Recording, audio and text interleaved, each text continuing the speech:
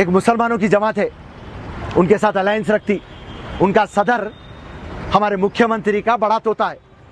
उन्होंने सोचे ये बड़े तोते को हाथ रख देंगे, ये बड़ा तोता छोटे तोतों को समझा लेता और वास्तु के मुताबिक कहा तो भी मस्जिद मिन कंपाउंड, नहीं तो पीछे जहाँ पे सामने पेट्रोल पंप था वहां पे डाल देंगे। मगर सारे आलम के मुसलमानों के दुआओं के तुफेल में और जितने भी हमारे भाइयां जितने भी जद्दोजहद करे, मुख्यमंत्री को मजबूरन आना पड़ा। अरे डिजाइन का क्या रे साहब, डिजाइन एक दिन में बनता, डिजाइन इंपॉर्टेंट नहीं है, नमाज पढ़ना इंपॉर्टेंट है। 200 दिन से नमाज नहीं हो रही, वो इंपॉर्टेंट है। और मुख्यमंत्री क्या बोलता, मलबा है। अरे कितना मलबा रहता रे भाई, तेरे पास फोर्स नहीं है। अरे तो हाईटेक सिटी गच्ची बोली में बनाना है तो हजार एकड़ों में बना दे रहा। हाँ, यहाँ पे एक छोटी 2 मस्जिद 1000 स्क्वायर यार्ड के अंदर नहीं बना सकते साहब, मलबा नहीं हटा सकते साहब। 8 महीने से सो के ड्रामा कर रहे हैं साहब। Hello talk talk cab at your service sir. जब आपके साथ हो टॉक तो फिर आप कैसा कर सकते वॉक। आए टॉक बोलो और चलो।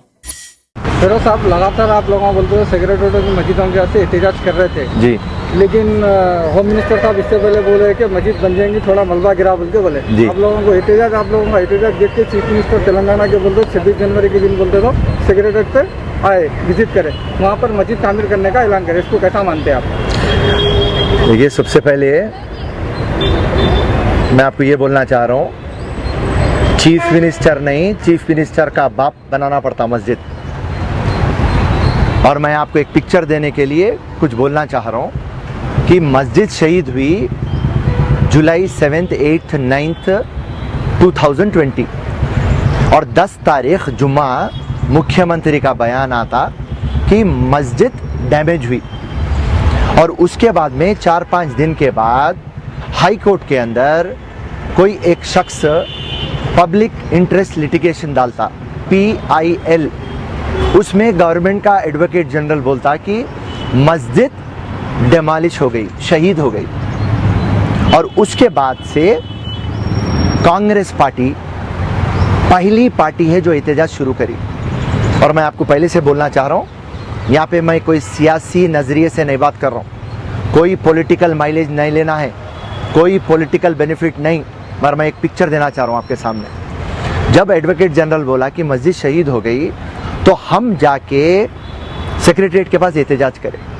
वहाँ से हम सैफाबाद पुलिस स्टेशन आए। सैफाबाद पुलिस स्टेशन के अंदर हम रिटर्न कंप्लेंट दिए, जब मस्जिद शहीद हुई तो कौन जिम्मेदार है, कौन अकाउंटेबल है।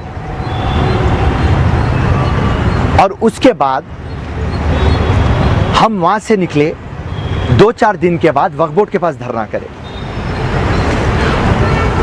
एबिट्स पुलिस स्टेशन गए, वहां पे कंप्लेंट लॉन्च करे कि वक्फ बोर्ड आके लैंड क्लेम क्यों नहीं करी। और जब मस्जिद शहीद हुई तो वो वक्फ बोर्ड का काम है केस बुक कराना। वक्फ बोर्ड का राइट क्या है? To protect waqf land. Custodian बोलते नौकर, वॉचमैन, ये तमाम मतलब है।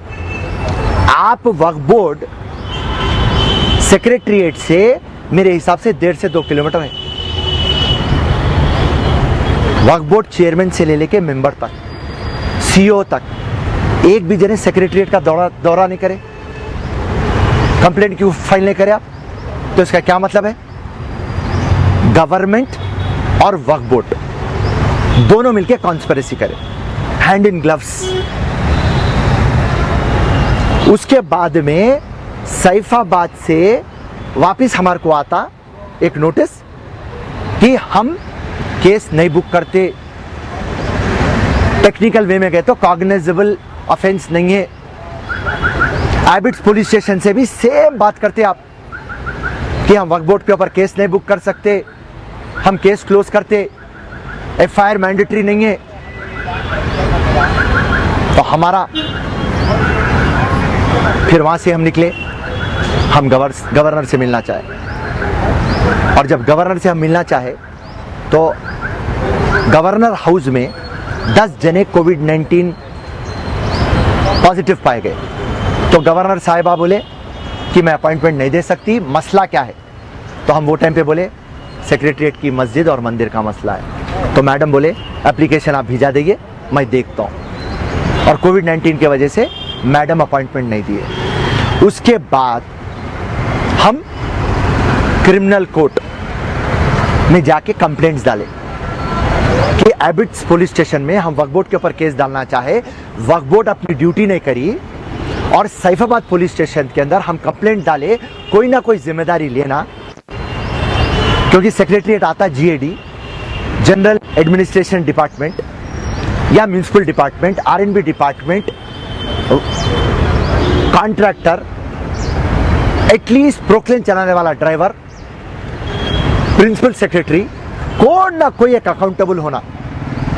देखिए साहब, ये केस में हैरत की बात क्या है बोल तो, किसी का एक कुत्ता मर जाता तो पुलिस स्टेशन में एफआईआर होता, और यहां पे मस्जिद शहीद हो रही और एफआईआर नहीं हो रही।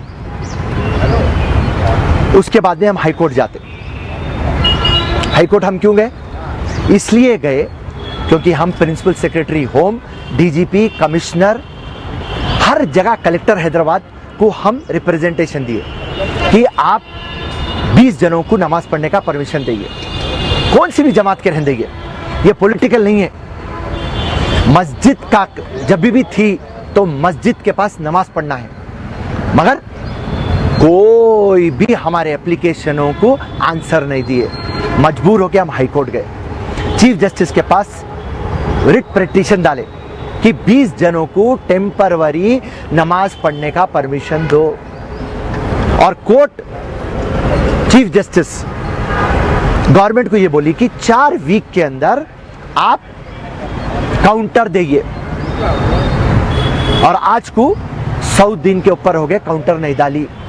हमारे हाई कोर्ट में एडवोकेट साहब जो काउंसिल हमारे हैं, जुल्फिकार साहब, चीफ जस्टिस को ये पूछे कि नमाज पढ़ने का परमिशन क्यों नहीं दे रहे हैं आप। तो चीफ जस्टिस साहब क्लियरली ये एक बात बोले कि जब तक गवर्नमेंट का काउंटर नहीं आएगा मैं हालात नहीं जान पाऊंगा और मैं ऑर्डर नहीं दूंगा। ये था 7 जनवरी 2021, और जब हम डिसाइड कर लिए, वो थर्सडे का दिन था, जुमेरात था, सॉरी माफी चाहता हूँ, चारशंबा था, हम डिसाइड कर लिए कि 8 जनवरी हम नमाज पढ़ने जाएंगे। कोर्ट परमिशन दो या ना दो, हम जाएंगे। और उसके बाद में 8 जनवरी को हमारे को आप हाउस अरेस्ट करते। फिर उसके बाद में नेक्स्ट फ्राइडे जो 14-15 आ रहा था, उस दिन हम एक प्लान डाले थे कि हम अमृता कैसल और अनमोल में से निकल के नमाज पढ़ेंगे। तो पुलिस वाले हमारा टैप फोन करके हमारे को अमृता कैसल से अरेस्ट कर देते। जब तक joint action committee Mushtaq Malik साहब बोल चुके थे कि हम 24 किल में सेक्रेटरीट को जाके नमाज पढ़ेंगे। और आज जब 24 के दिन हम नमाज सेक्रेटरीट के अंदर तो नहीं पढ़ सके, मगर सेक्रेटरीट के करीब पढ़ सके। और ये बात जब मुख्यमंत्री को पता चल गई तो 8 महीने के बाद मुख्यमंत्री उठ के आए, और मुख्यमंत्री आके, अरे उनके आजू बाजू के मुख्यमंत्री के तोते, अरे मुख्यमंत्री वो गंगा जमुना तहजीब के है, बहुत ईमानदार है, आलीशान मस्जिद बनाते, आप आपके प्लान्स भी हो।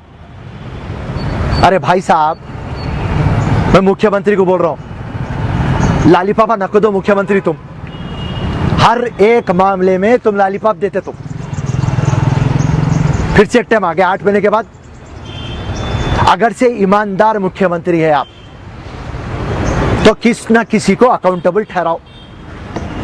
कौन जिम्मेदार है? मस्जिद शहीद हुई 200 दिन से नमाज नहीं हुई मस्जिद में, कौन है जिम्मेदार?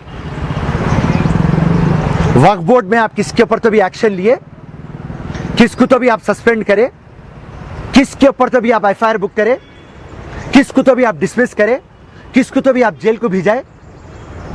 तो इसका मतलब क्या है? आपकी प्लानिंग थी, मुख्यमंत्री की प्लानिंग थी।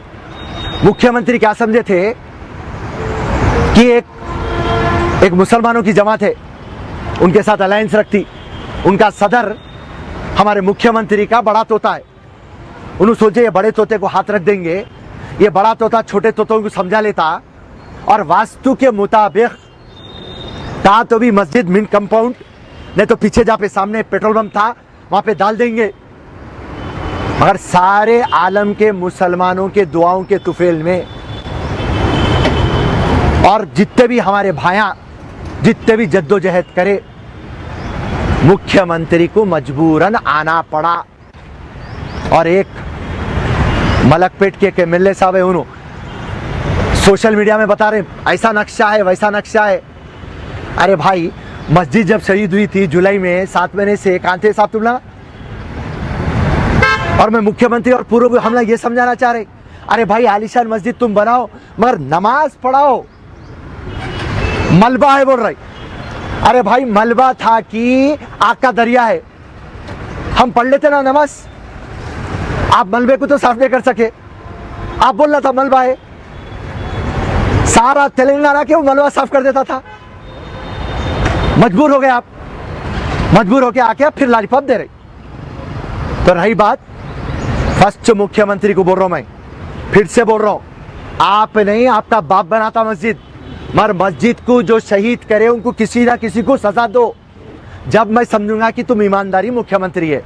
और रही बात 26 को फाउंडेशन स्टोन आप डालना, कंस्ट्रक्शन इमीडिएटली स्टार्ट करना। कंस्ट्रक्शन स्टार्ट करे ओके, नहीं तो नेक्स्ट डे से नमाज का प्रोग्राम करो। बोलिए साहब। सीएम साहब ये तयफुन पहले भी दे चुके हैं, ये तयफुन को आप कैसा मानते हैं? मैं क्या बोला, लॉलीपॉप हर टाइम मुसलमानों को लॉलीपॉप देते नो, 12% रिजर्वेशन, वक्फ बोर्ड को जुडिशरी पावर, हाँ यूसुफाबाद दरगाह को डेवलप करता हूँ, जहांगीरपुरे को डेवलप करता हूँ, इस्लामिक रिसर्च सेंटर लाता हूँ, वहाँ पे भी फाउंडेशन तो नहीं डला, मुसलमानों को नौकरियाँ देता हूँ। तो ये पूरा ड्रामा चलते रहता मुख्यमंत्री का। तो उसके लिए मैं क्या बोल रहा हूँ, क्लियर कट लॉलीपॉप जो है ना पिंक कलर का रहता, बच्चों के हाथ में देखो, इनकी पार्टी का भी कलर पिंक है। सिंपल बात, 26 को फाउंडेशन स्टोन डालना। और रही बात, आप 27 को बुलाए, आपके एक 3 मिनिस्टरों की आप टोली लगाए। एक हमारे होम मिनिस्टर साहब थे महमूद अली साहब, एक हमारे तलसानी श्रीनिवास यादव साहब थे, और हमारे एक माइनॉरिटी मिनिस्टर कोप्पुल ईश्वर साहब, और उनके साथ और एक 2 जने थे हमारे जो जिसको आप सज़ा देना था, राइट। एक तोता अनमोल सलीम और आपका वक्फ बोर्ड का सलीम, और दूसरे हमारे दोस्त थे, हमारे जानकार है हमारे आमिर शकील साहब। देखिए साहब, आप जो रियल स्टेक होल्डर से आप उनको नहीं बुलाए, जो एहतजाज करे, जो मस्जिद बनाओ बोल के करे, आप उनको नहीं बुलाए, बुला के आप किसी को बुला लिए।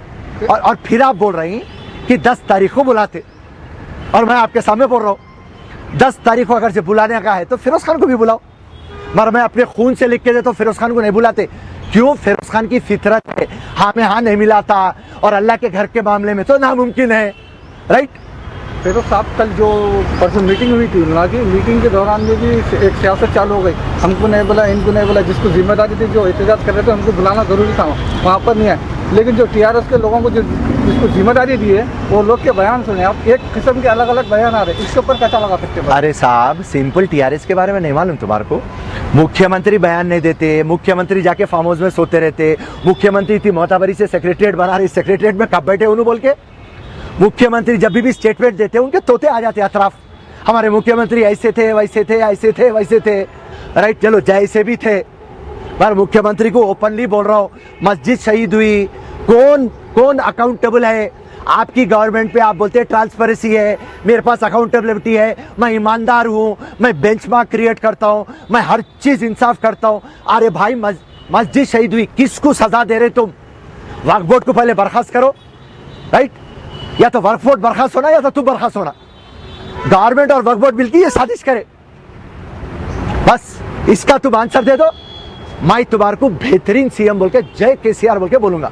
आप भी मस्जिद का कोई बना के दिए, उनको बना के दिए बोले ना, अपना मस्जिद का डिजाइन बना के दिए बोले आपकी तरफ? अरे डिजाइन का क्या है साहब, डिजाइन एक दिन में बनता, डिजाइन इंपॉर्टेंट नहीं है, नमाज पढ़ना इंपॉर्टेंट है। 200 दिन से नमाज नहीं हो रही, वो इंपॉर्टेंट है। और मुख्यमंत्री क्या बोलता, मलबा है। अरे कितना मलबा रहता रे भाई, तेरे पास फोर्स नहीं है? अरे तो हाईटेक सिटी गच्ची बोली में बनाना है तो 1000 एकड़ों में बना दे रहा। हाँ, यहाँ पे एक छोटी 2 मस्जिद 1000 स्क्वायर यार्ड के अंदर नहीं बना सकते साहब, मलबा नहीं हटा सकते साहब। 8 महीने से सो के आके ड्रामा कर रहे हैं साहब, समझो आप। जय हिंद, अल्लाह हाफिज, शुक्रिया। अरे अरे भाई एक भी ऑटो नहीं रुक रहा। अरे तो कैब बुक करना। भाई मेरे पास बैलेंस नहीं है। मेरे पास स्मार्टफोन नहीं है। ये कैब बुक करने के वास्ते स्मार्टफोन की जरूरत नहीं है। टॉक ट्रैवल्स बोल के नई कंपनी लॉन्च हुई। अगर स्मार्टफोन है तो ऐप से बुक कर लो। तुम्हारे जैसा अगर डब्बा फोन है तो नंबर मिला लेना। Hello talk. Talk cab at your service sir. बोलो और चलो।